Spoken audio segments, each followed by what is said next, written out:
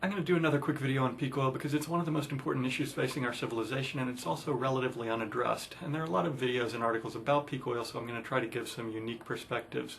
First of all, a quick update. In the last year and a half or so, it does appear that world oil production is going into plateau. This should have been the top news story around the world, and yet you don't really hear anything about it.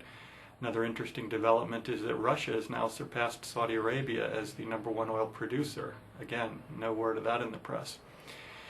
But actually, peak oil is becoming very common in the press, and the establishment has accepted the theory of peak oil, at least subconsciously. And that may come as a surprise to you, but think about it. How many times have you heard people lately talking about global warming in the press? Now, global warming theory has been around for decades, and yet it's only the last year or so that we're suddenly addressing it so much. Well, really, global warming is just the subconscious attempt of the establishment to deal with peak oil. Think about the solutions they come forward with for global warming. Things like conserving energy. Conserving energy doesn't do anything to stop global warming. If you burn the fuel this year or 2 years from now, you haven't stopped global warming. Now, if you actually didn't pump the oil out of the ground or didn't burn the coal and you left it underground, that would do something to stop global warming, but nobody's suggesting that. So this is just a cover story because people in the establishment really can't bring themselves to fully accept the theory of peak oil, and nobody wants to put it out there so blatantly because it's a difficult issue to face. If the establishment really wanted to do something about the environment, they would worry about deforestation and do things like trading third world debt for setting aside large tracts of land as world parks, but I'm off the topic. Besides the fact that the establishment hasn't accepted peak oil, it's also very difficult for individuals to fully accept it. Probably the majority of people have at least heard of peak oil now and maybe believe that it's occurring or will soon occur. But that's not enough. You have to fully awaken to the implications and to what it means for your life. So in order to awaken from a mass delusion like this, it's useful to first understand why society and most individuals are asleep to the implications of peak oil. And there are two main reasons in my opinion. First of all, it's very difficult to face peak oil because it's an issue where a lot of sacrifices are going to be called for in the future, and it's going to be very unpleasant for almost everyone. And so people don't want to face that. There's a second reason that we're asleep to the issue of peak oil, though, and that's the residual memory of the first oil crisis. Everybody remembers that there was an oil crisis in the 70s and it was terrible and we pulled through it. So let me go over the reasons and solutions to the first oil crisis. The first oil crisis basically occurred because the United States oil production had peaked, and this enabled OPEC to gain leverage, and the OPEC cartel, which was actually modeled on the Texas Railroad Commission, an American cartel, the OPEC cartel was extremely successful in curtailing production and driving up the price of oil. And the solutions to the first oil crisis were, one relatively unknown solution is that a large percentage of the electricity in the world at that time was generated from burning oil. Now this seems incredible today, just like someday it'll probably seem incredible that we burn a lot of natural gas for electricity. So it was fairly easy back then, although it took about a decade, to switch over electric production from electricity to coal and nuclear and natural gas.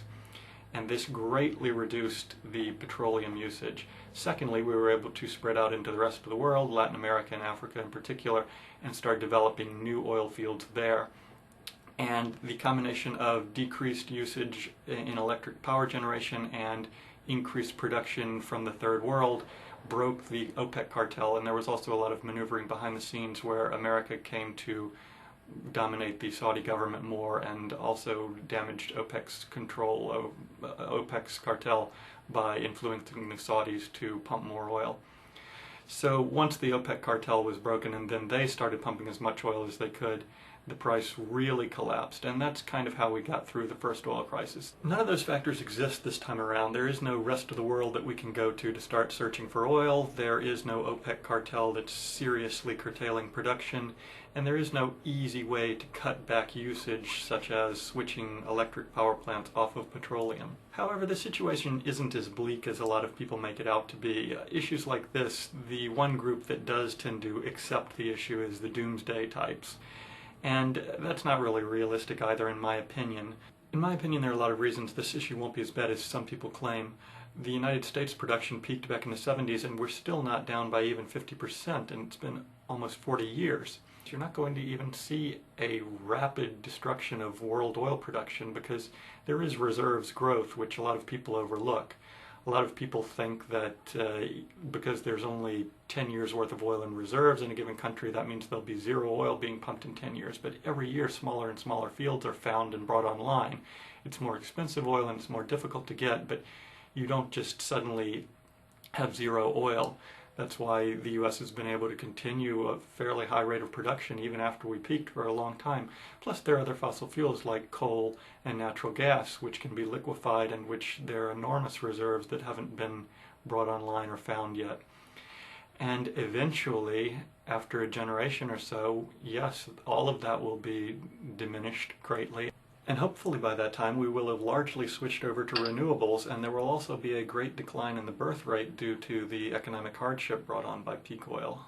So in the developed world, hopefully we will be responsible enough to properly adjust. Even if we did have a total rapid collapse like in Russia, for example, where their production did drop by over 50% in less than 10 years, you didn't see a total destruction of the entire country. Their currency was destroyed and their government basically was toppled, and there was a lot of gangsterism, but it was mostly confined to the cities, and it was mostly confined to people who weren't prepared. And then there are other countries like Cuba where, oil availability was curtailed by a massive percentage. I think it was like 90% cutback in oil availability. And again, their government wasn't even toppled and their society continued on. People adjust to this a lot of different ways, and in the United States in particular, we're fortunate in a way that we are so wasteful. We could easily cut back by 50% and nobody would be starving if we did so in a orderly manner. The real danger here is that the more people who aren't prepared, the more problems there are going to be, first for those individuals and then for the rest of society.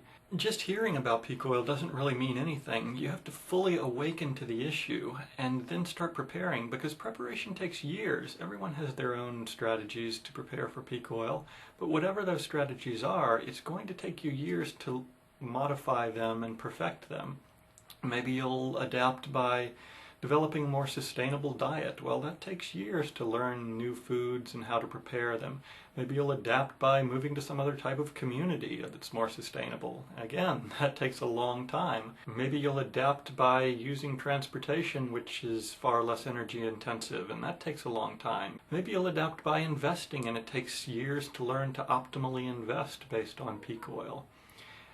No matter what your individual strategy is, it takes a long time to perfect it. This issue will really be the main challenge facing the next generation, and whether they succeed or fail in life will largely depend on whether they were prepared ahead of time for the issues. You see, the real doomsday scenarios with peak oil involve unprepared individuals and unprepared societies. If we continue down the path of gangsterism on an individual or on a national level, then we really do run the risk of permanently destroying ourselves and permanently destroying our societies. And unfortunately, that's the way we've started out, but it's not too late to change.